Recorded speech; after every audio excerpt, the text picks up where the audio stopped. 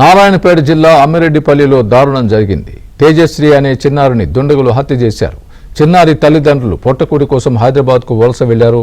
అవ్వ తాతలతో కలిసి ఉంటున్న తేజశ్రీ రోజులాగే రాత్రి 6 బయట నిద్రించింది. అయితే అర్ధరాత్రి తర్వాత దుండగులు చిన్నారిని ఎత్తుకు వెళ్లి హత్య చేశారు. చెరువు కట్టుపై తేజశ్రీ మృతదేహం లభించింది.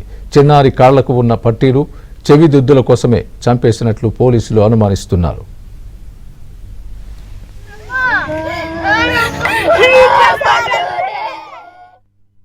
1 గంటల ప్రాంతంలో మా ఊర్లో కూడా తెలిసింది ఏంటంటే బసిరెడ్డిపల్లిలో పాపని చంపేసిన విషయం తెలిసింది. అటు విషయాన్ని తెలిసిన తర్వాత మేము కూడా అక్కడికి వెళ్ళినాము.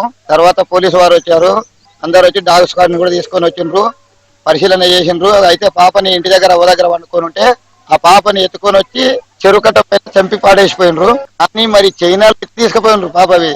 ఆ చైనాల దొంగతనంకి వచ్చిండ్రా లేక మరి ఏదైనా ఉందా లేక ఈ ఊరు ఇంటి దొంగల బయటి దొంగల అనేది ఎవరికేమో అవకాశం లేదు, తెలియదు.